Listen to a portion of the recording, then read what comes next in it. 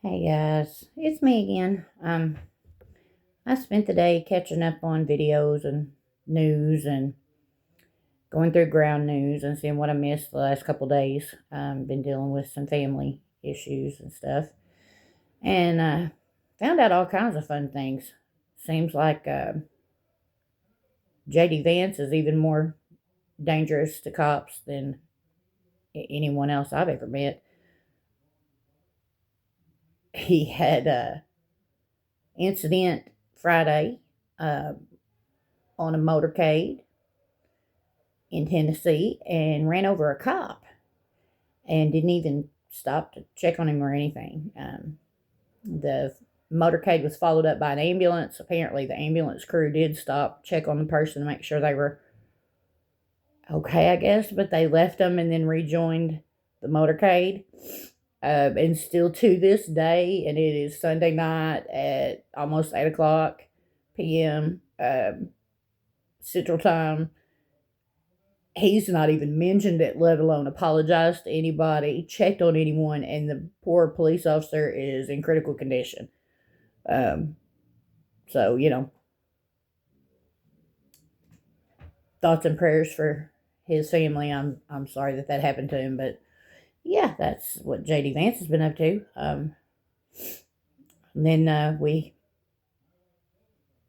know all about how Megyn Kelly feels about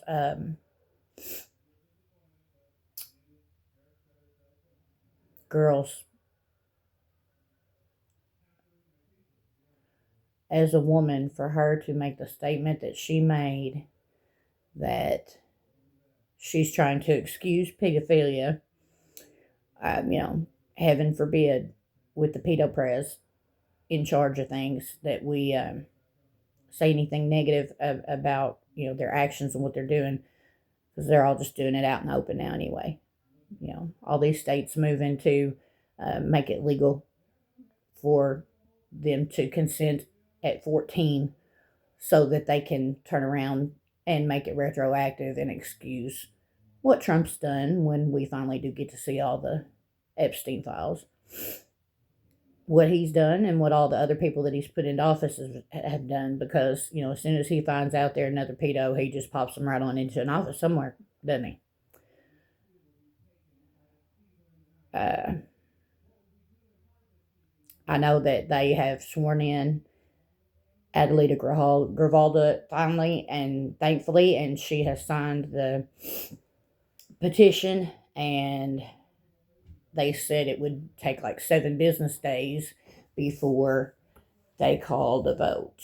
And that's 7 working business days for Congress, for the House. Of course, Mike Johnson and everyone else will do all they can, and there's some stuff they can do to drag and delay things some more. And they're going to try to do all of that they can, stretch it out as long as they can, give Trump all the time that they can, to keep doing all the stuff that he's doing.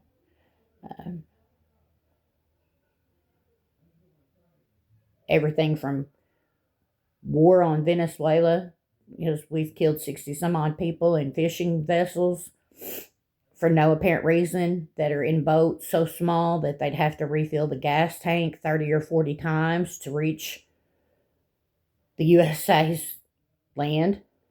I mean, there's no way that they could carry enough gas and drugs and people the size that they were. And it's inexcusable what he's been doing. His support of Israel and what Bibi's doing is wrong in every way, shape, or form. What's going on in Gaza is an absolute atrocity and tragedy. I cannot imagine allowing that to go on and helping to fund that. And this narcissistic asshole in charge thinks that he's going to leave behind some wonderful, lasting legacy, that he's going to be, so fondly remembered, that he's going to have done such great things. And he's so worried about putting up a arch to triumph and, destroying the entire East Wing of the White House for a fucking ballroom that none of us are ever going to set foot in for anything. we'll never see the inside unless, we get lucky enough that a reporter shows us around with a camera on TV. This is supposed to be the people's house. It's not his house. He's just a tenant. He is just a tenant there. It is high time that he was removed. It is high time. It can't come soon enough. And these Republicans, again, I'll say it again. I said it earlier last week in a video. Rats deserting a sinking ship. And Marjorie Taylor Greene is the flashiest one of all right now and the loudest one of all. She sure is sorry. She sure is sorry that she participated in this kind of politics, y'all. She's really sorry. And we should just forgive and forget and accept her as, one of us. Don't let her play you. Don't let her play you. She's up for re-election next year, too. She's got to answer to her constituents, and they want to know about those Epstein files, and she got to get their answers for them. Or they're not going to re-elect her ass, and she knows it. We've seen a couple little blue waves here lately. From what I heard earlier, we turned Tennessee blue. Yay, go Tennessee! I was so proud. Neighbor state, Missouri here, unfortunately, still red. Oh, and speaking of Missouri, if you're some of my Missourians that have been watching, get this shit. There's a bill they've been trying to get ready to pass here in the Senate that will cover the funding for the government to run for the last quarter of this year, right? It'll cover Medicare and Medicaid and all that good stuff. Well, the Republicans went to the very top of that document and added a stipulation that says that they will each get paid anywhere from $500,000 to, I believe, $3 million a piece if their phone numbers were provided as part of a list that was connected to an ongoing investigation that was in a court of law at the time. They're going to make it retroactive so that it goes back to that point where they had their phone number on a list because they were having phone calls with someone who was being investigated. None of us involved in any kind of trial like that where they subpoenaed our phone records would get paid by the state or the federal government, either one, if whether we were found to be guilty, not guilty, connected, not connected, related, whatever, it wouldn't matter. There would be no rebate for any of us. So why the hell are our tax dollars going to go in their pockets to the tune of $500,000 to $3 million apiece? And Josh Hawley, one of my senators, piece of shit, he's on the list for that. And they're trying to get him to take it out, the Democrats are. But, of course, the Republicans are not being swayed, and they're not wanting to let that go. They want that money. They want as much of our tax dollars as they can get.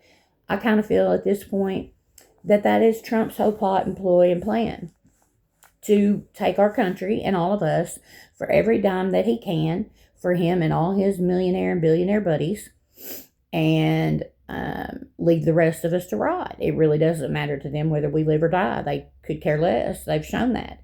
They don't care if we have health care. They don't care if we have food.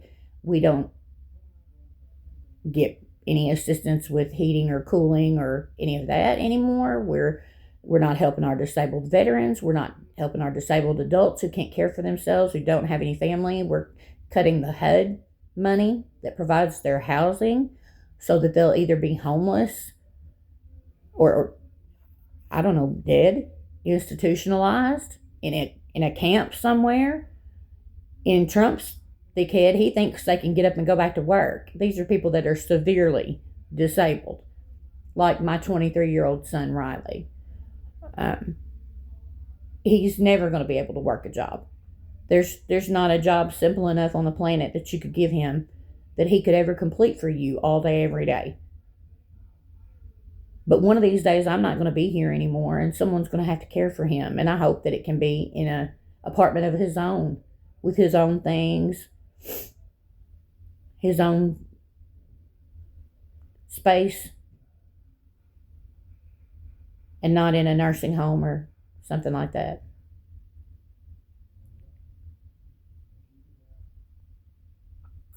Oh, y'all remember when I said they're going to pardon Ghislaine Maxwell, that Trump would pardon her?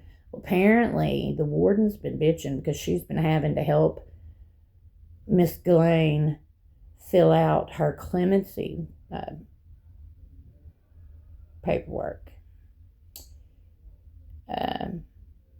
Or I mean, not clemency. I'm sorry, I misspoke. Commutation paperwork. They're going to commute her sentence. At least that's what it looks like. So, I don't know, commuter sentence or partner, either way. This convicted sex trafficker who participated, procured the girls, brought them to the monsters, let the monsters hurt the girls, and helped them hurt them, has done what, 2 years? And now she's going to be free walking the street shortly? Yeah. Makes lots of sense. Makes lots of sense to me. Not at all. Not at all. This is why I am going to run for office. This is why I'm going to run for office. I don't know, guys. Stay with me. We'll keep going through the process. Oh, I did get all my paperwork from the library printed out and got a start for the petition. Only 15 signatures fit on a page, so I'm going to probably have 100 pages or more just to get the signatures that I need to make sure I have. But I'm going to start on that here very shortly too.